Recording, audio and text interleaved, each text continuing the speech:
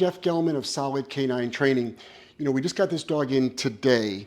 This is Gordy. He's an 10-month-old Boston.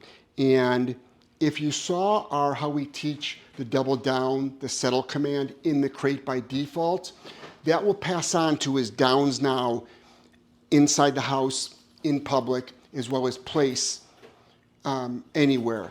We want dogs to start thinking of these commands as lifestyle commands, not as adrenalized, drivey commands. So you'll be able to take your dog anywhere, no matter how crowded it is, how busy it is, how chaotic it is.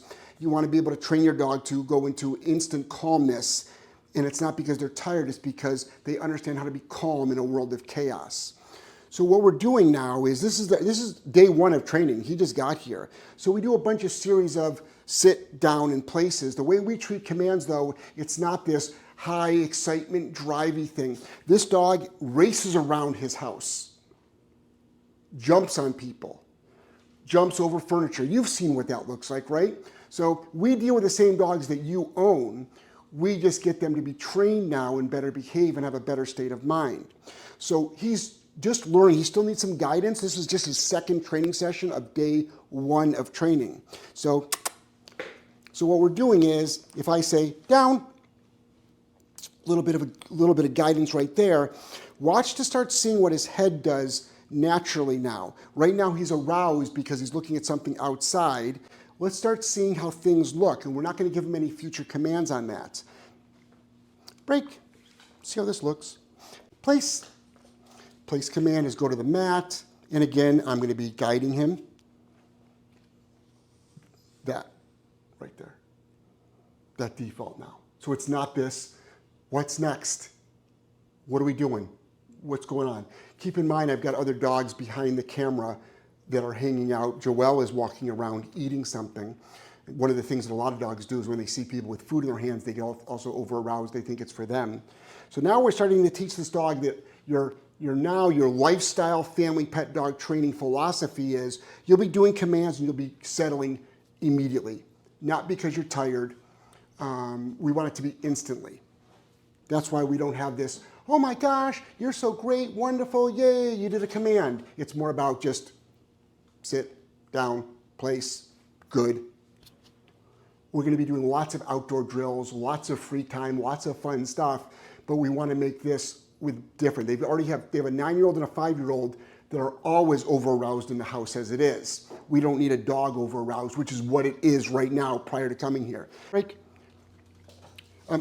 Because of his over-arousal, 1 second here, down. A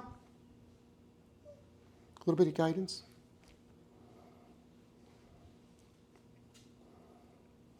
Good. He's also bitten a couple of times, the kids. Over-arousal, bit, jumped up, bit. Over-arousal is your enemy. There's a difference between an excited dog and an over-aroused dog. So right now, we're sort of taking that away when it comes to all of our interior obedience work, because it's more about the overall philosophy of a calm state of mind. But this is what we're going to start getting, and we'll be able to do this. This dog couldn't do a down for more than 5 seconds. We're going to be able to get to a 1-hour down stay the first week. So this dog will be able to do down on command with no leash pressure at all, total verbal, and it'll be around when there's other dogs around, people around, kids around, bouncing balls. That's our level of expectation after week 1 of training. And then we'll start doing commands such as from this command to this command. So if I've got my dog either standing around or laying down and I want to have my dog go to a mat, place. Right now it's just guidance. And by default, let's see where we're getting distracted a little bit. By default, we should start getting good, that. So place means go to the dog bed, lay down with your head down. So this was achieved really fast. Remember, this is a drivey dog. And a lot of you might be asking, why aren't you using food right now? Food hides failures, hides faults, and would make this worse because he would get so over-aroused, he would start practicing unwanted behaviors. Now, what we are going to start doing once we do the baseline training is we actually will start doing something called dummy proofing, meaning whenever you see a dog like this, what is your average human going to do? oh my gosh, you're so cute. Look at you. So see this? Okay, now that's going to be proof though. So remember this day, remember today. So let me just put him back here.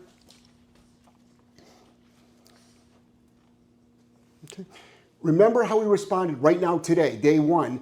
You'll see his training journey. We'll be walking up to him going, oh my gosh, you're so cute, you're so pretty. Why? Because everybody does that to your dog. And he's going to look even calmer than that. But see how he's like, see this? Over-arousal. And then what do? You put a face by this, and then what happens?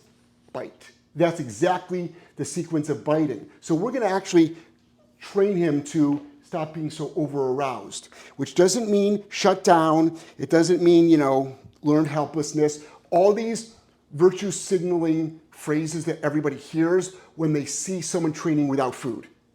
Did you guys know? You guys know that, right? If you don't use food, you're using fear, correct? Anyone that doesn't use food for training has to be using fear or force. God forbid it's actually dog training you're using. But you can tell that, that's not, oh, he loves to train, he's having fun. That's over-arousal pre-bite for this dog. Maybe not yours. This dog, though, that's his pre-bite. Why would we do that? Why would we do that? Break. And again, down.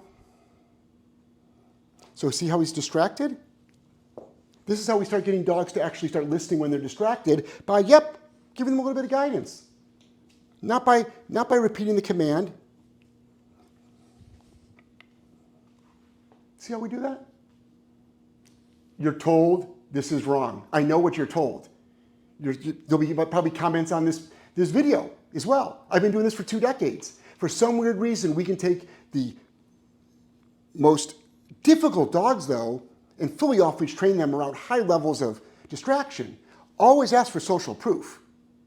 Always ask for social proof. When you have a trainer like us that has, thank you, Joel. Sorry, Joel actually reminded me of that. When you have a trainer like us that has thousands of dogs, notice how he keeps getting distracted?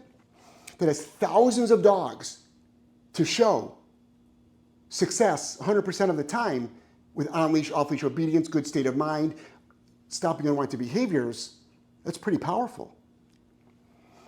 Break. Break. So see how he's getting a little bit distracted now? So he also has a limited amount of how long can he work for? I've been working him now for about 30 minutes. But all this, I'm going to actually stop all that. So down. So he still needs a little cue. I didn't even touch the leash that time, it was just a cue. We fade that out.